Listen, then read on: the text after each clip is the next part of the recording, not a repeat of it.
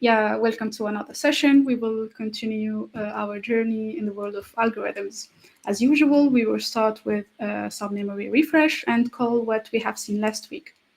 Well, we explored greedy algorithms, and we have seen that it all started with legendary computer scientists Etzka Dijkstra, and how when he was working on graphs and especially on the minimum spanning tree problem, and just like that, he developed the greedy approach. And I've brought this table that summarizes everything, starting from the definition, which is the greedy is basically just making the locally optimal choice at each step, and just it doesn't reconsider previous choices and hope to find a global optimal solution. And about its time complexity, well, we have seen that it's pretty efficient. It either works in logarithmic or linear time, depending on the data structure that you are using. About space complexity, it's although the same, depends on the data structure that you are using. It's either a constant amount of time or a linear amount of time. At the end, also, we observed that the greedy algorithm actually has a problem. It's really fast, but it's not accurate. So what decision to make? Is it using greedy or not? Well, we just agreed together that there are some very nice applications where greedy gives the fastest, but also the correct answer that we are looking for.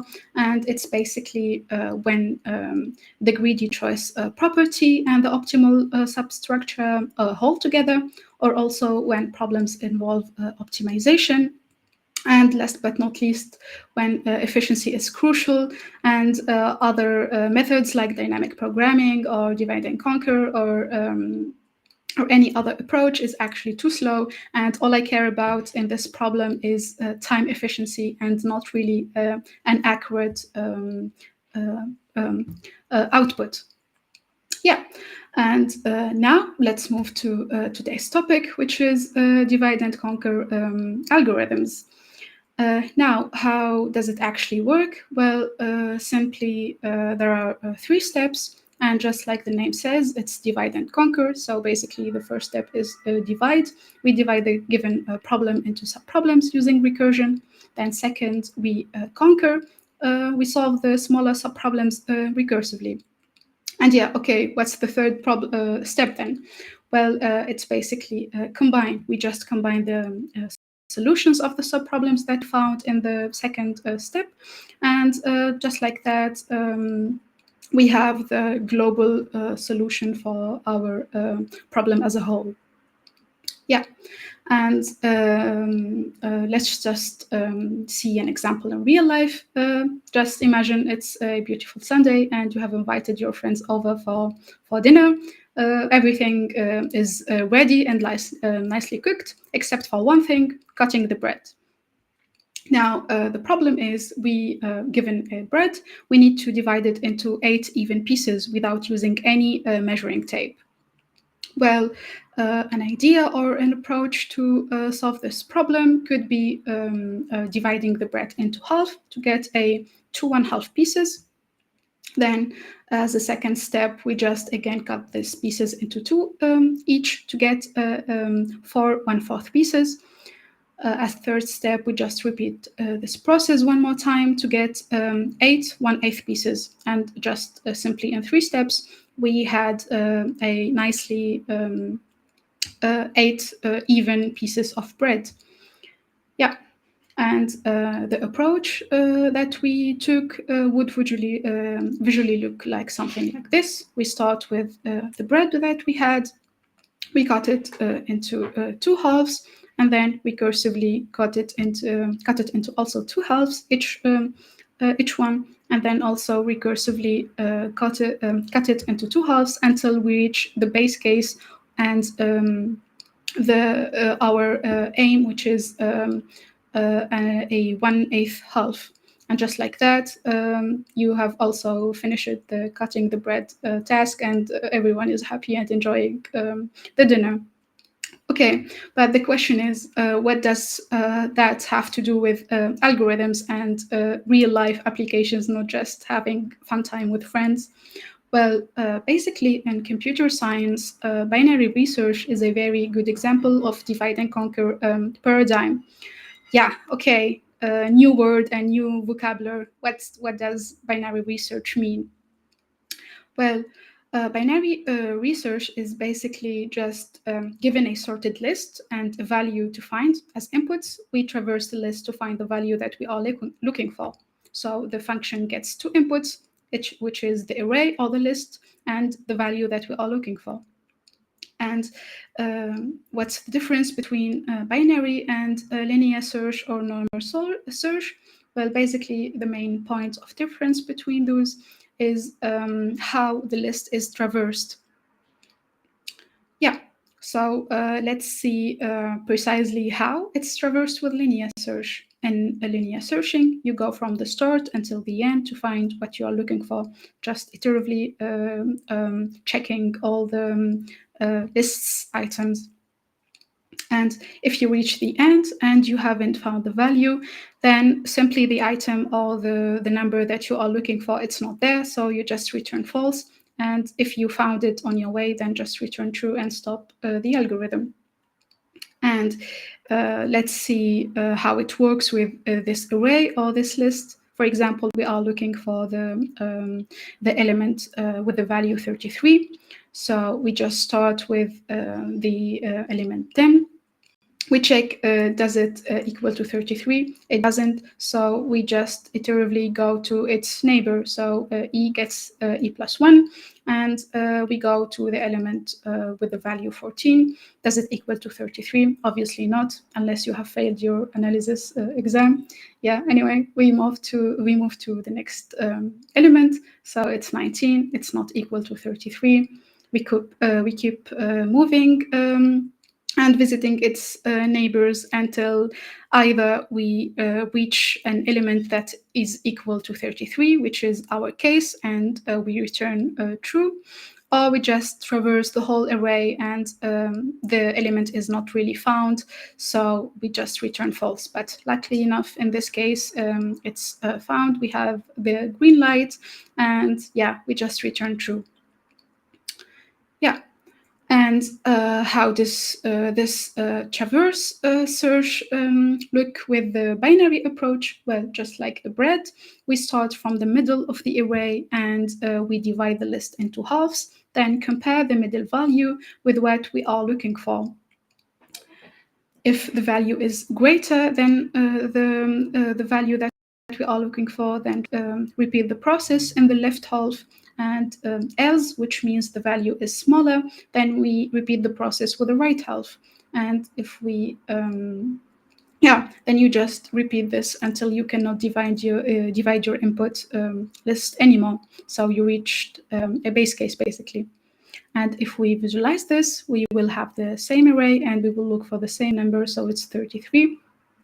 So we look for the middle of our array. The array or the list that we have actually have 10 elements. So if we have 10 by 2, it's 5. We have plus 1, so it's 6. So we look for the sixth element, which if we check, we have the first element, second, third, fourth, fifth, and then the sixth. So it's the element with the value 31.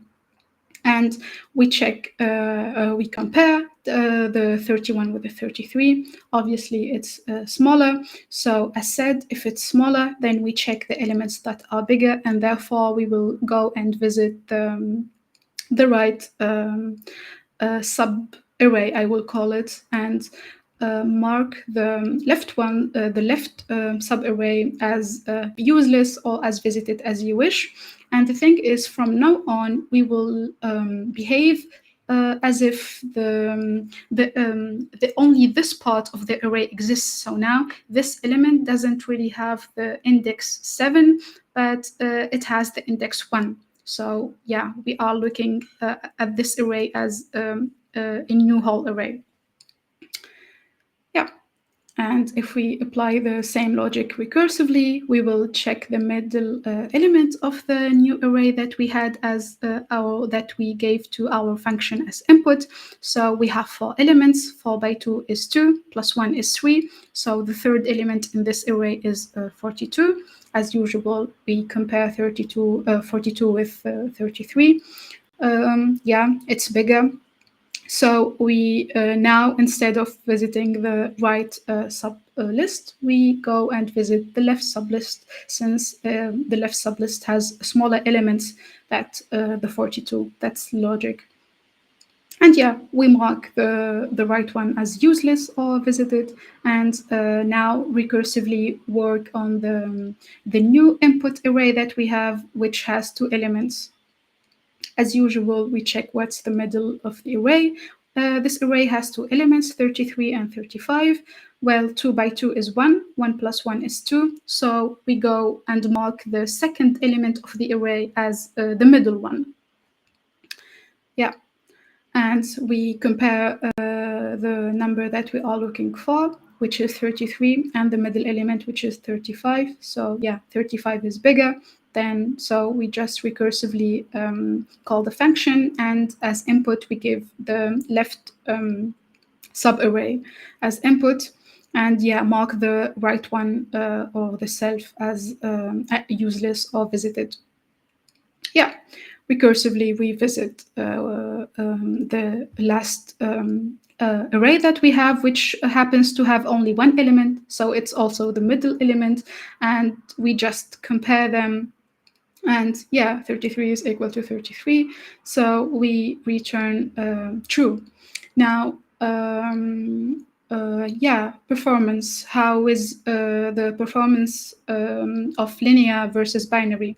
Well, in the linear, if we recall what we did, we just iteratively visited all the elements in the array or the set until we found the element that we are working for. So if we count the steps, it's we visited 7 elements. So we started with the first one, then until we reach the value that we are looking for. So in total, we had 7 steps. And if we see how many steps we needed in binary, well, it's much, much fewer. And basically in the binary, as we called the function the first time, we marked all these at the same time as useless or visited. So all these were marked just in one step. Then in the second step, we marked these as visited or useless. Then in the third step, we marked this as useless. And in the fourth one and the last one, we just return true. And yeah, this element happens to be the element that we are looking for.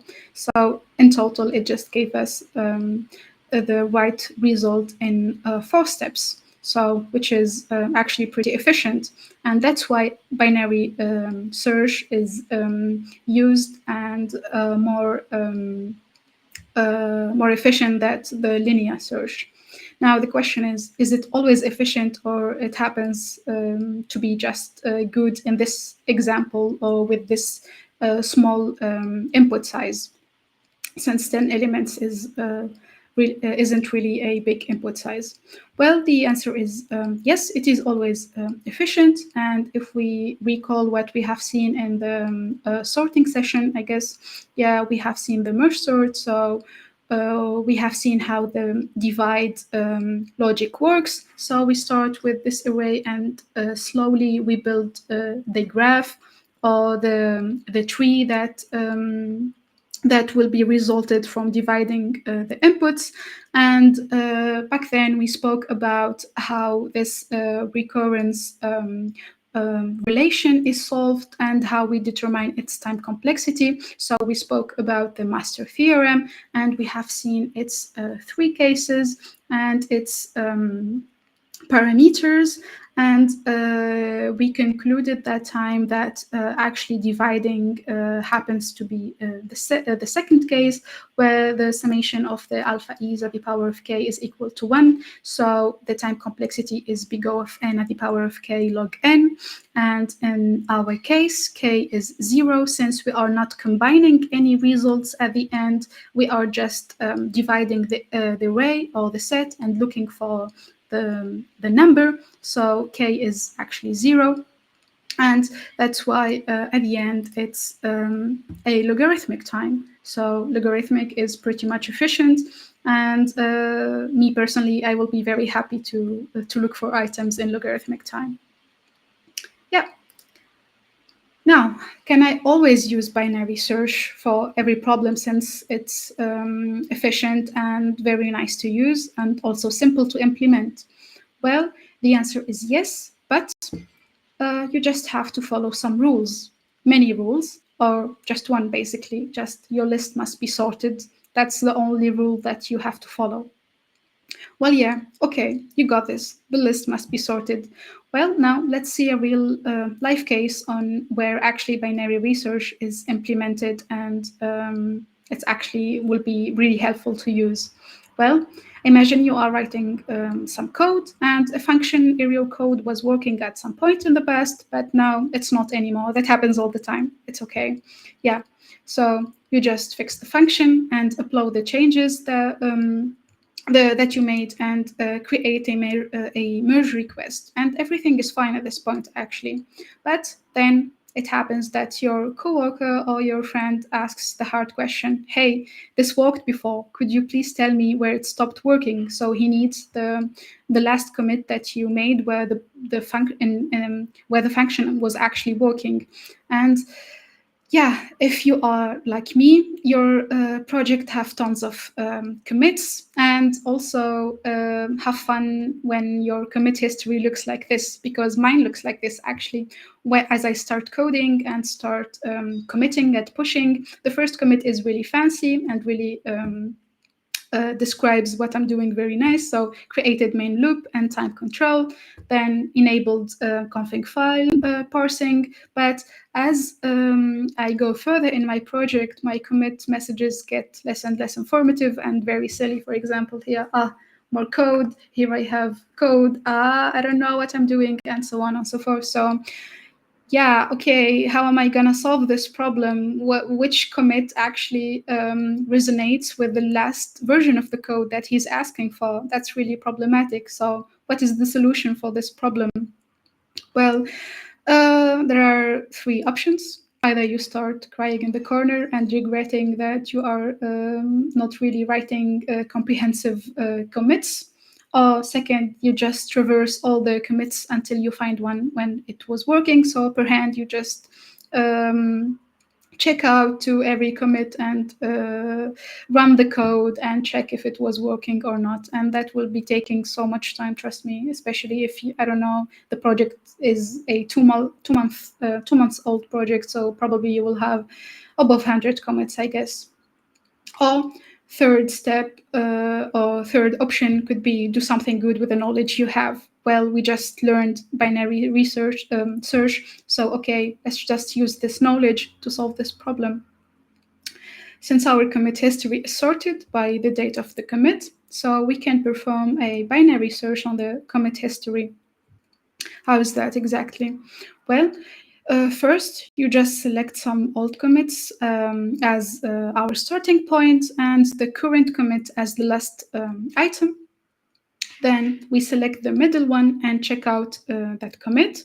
Third, was functionality working in that version of the code? If yes, then just select a more recent one, and else you just use an older one just by comparing the versions of the code.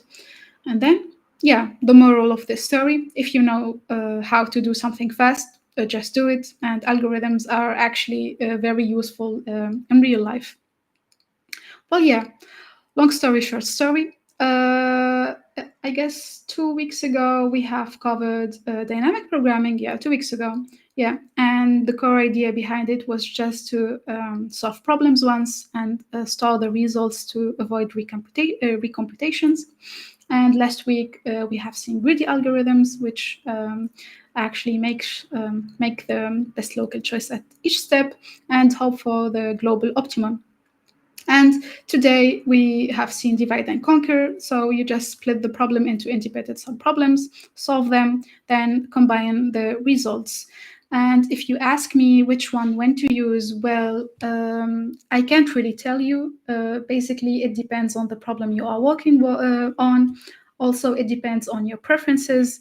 For example, in such situations, all you care about is performance and efficiency. So your biggest concern will be writing a code that will run in no time and give you a result very fast. So you won't really care about the space complexity or how accurate the result is. So even an approximation will be enough at this point.